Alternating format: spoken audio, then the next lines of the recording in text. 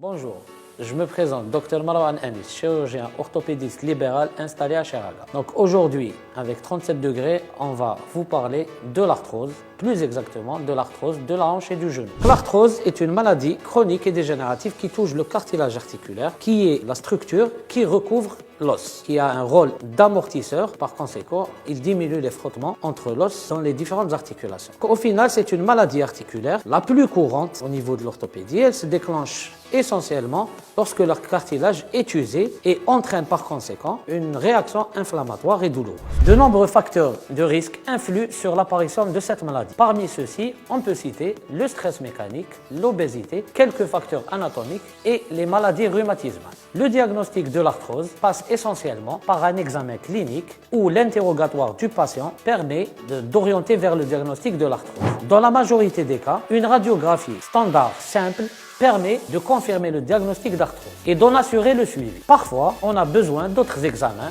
comme le scanner ou l'IRM pour faire essentiellement le diagnostic des stades précoces de cette maladie. L'arthrose se manifeste différemment d'un patient à un autre. Toutefois, les symptômes les plus courants sont la douleur articulaire, l'enflement des articulations, les courbatures et les raideurs matinales. Ces symptômes s'aggravent avec le temps pour donner des douleurs presque permanentes et invalidantes du malade.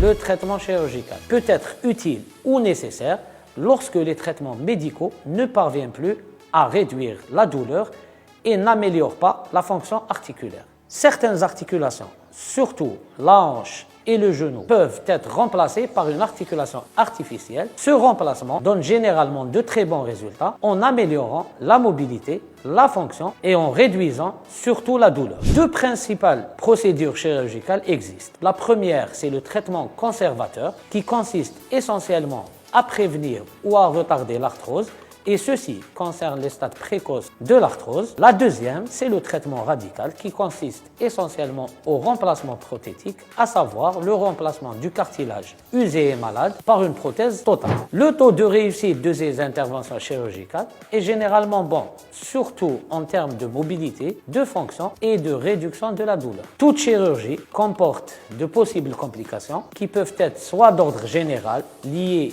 parfois à l'anesthésie, soit des complications locales qui sont facilement gérables par tout chirurgien. La rééducation du patient commence au premier jour après l'intervention chirurgicale par la mise en charge du malade et la déambulation, puis le patient est confié après sa sortie du service de chirurgie à une équipe de rééducation managée par des médecins rééducateurs et des kinésithérapeutes pour retrouver sa souplesse articulaire, sa musculature et ses amplitudes articulaires, et ceci sous le contrôle périodique de son chirurgien. Merci à 37 degrés, c'était notre sujet d'aujourd'hui. J'espère qu'on vous a été utile et à bientôt.